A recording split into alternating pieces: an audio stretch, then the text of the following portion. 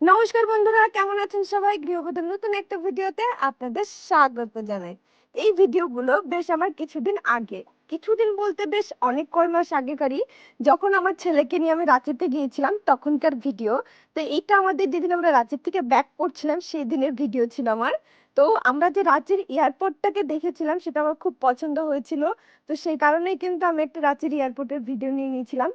যেমনটা বাইরেটা দেখতে সুন্দর ঠিক তেমনটাই কিন্তু ভেতরটাও দেখতে সুন্দর, কিন্তু আমি ভেতরটা আরো সব জায়গার ভিডিও নিতে পারিনি। কিন্তু যেটুকু আমি নিয়েছি আমার মনে হয় আমার জন্য ইনাফ ছিল।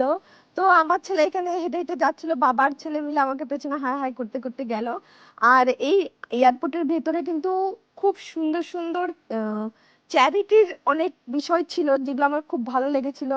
এইখানে একটা কাচের বই সুন্দর করে রাখা আছে, যে যার ইচ্ছে মতো ডোনেশন করতে পারে, কোনো অসুবিধে নেই, কোনো ডিমান্ড নেই, নিজের ইচ্ছে মতো দিতে পারে। আর এটা হচ্ছে স্পেশাল চাইল্ডের জন্য, তার সাথে রাস্তার অনেক কুকুর বাচ্চাদের জন্য ছিল।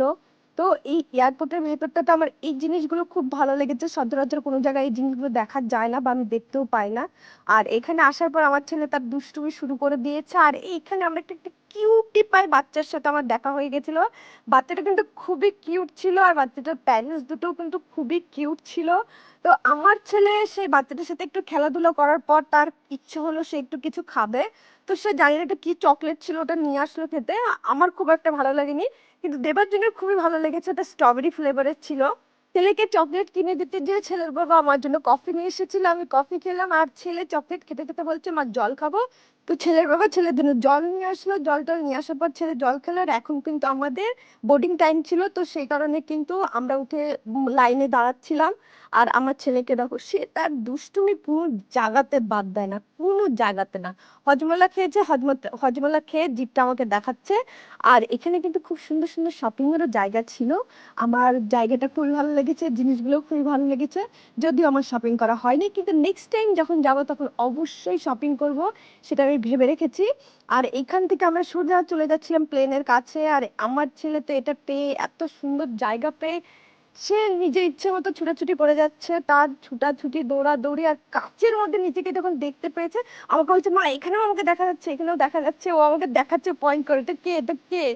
তো আমরা সেখান থেকে চলে আসলাম প্লেনের ভেতরে, এখন যাচ্ছি আমরা। আর প্লেনের ভেতর থেকে কিন্তু বাইরের ভিউটা দেখতে খুবই সুন্দর লাগে, বিশেষ করে আমার তো খুবই ভালো লেগেছে।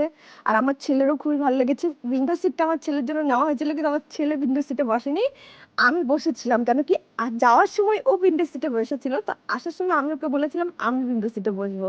তো সেই কারণে আমি উইন্ডো সিটে বসেছিলাম। আর এখানে ও এটা বের করছে, ওটা বের করছে, ও দুষ্টুমিও চালিয়ে যাচ্ছে। তার সাথে কিন্তু যখন আমরা কলকাতা পৌঁছালাম, কলকাতা পৌঁছাতে পৌঁছাতে যে রাতের যে কলকাতার ভিউটা ছিল, ঠিক এই ভিউটা ছিল আমার খুবই ভালো লেগেছে। এত সুন্দর লাগছিল দেখতে রাত্রিবেলাটা। তো এত সুন্দর একটা ভিউ দেখতে দেখতে আমরা কলকাতায় ল্যান্ড করে গেলাম। কলকাতায় ল্যান্ড করার পর আমার ছেলের দেখুন মুখটা করেছে কি, ওর এই মুখ নিয়ে আমরা পৌঁছে গেলাম কলকাতায়। আর এখন আমরা বেরোবো এয়ারপোর্ট থেকে বাইরে। আর আমার ছেলে দেখুন এখানে লাগেজের যে ইয়েগুলো থাকে সেটার মধ্যে যে আমার ছেলে হাত দিয়ে ঘুরে বেড়াচ্ছে। তো ওর বাবা ওকে ডাকছিল, আর এখন কিন্তু বাবার ছেলে টুকটুক করে আগে আগে হেঁটে যাচ্ছে, আর আমি পেছন থেকে টুক করে একটা ভিডিও নিয়ে নিয়েছিলাম দুজনের। তো এইভাবে আমরা কলকাতা এয়ারপোর্টের বাইরে চলে আসলাম। আর কলকাতা এয়ারপোর্টের বাইরেটা খুবই সুন্দর। তো আজকের মতো ভিডিও এইটুকুই, দেখা হবে নতুন কোনো ভিডিওতে। আপনারা ভালো থাকবেন।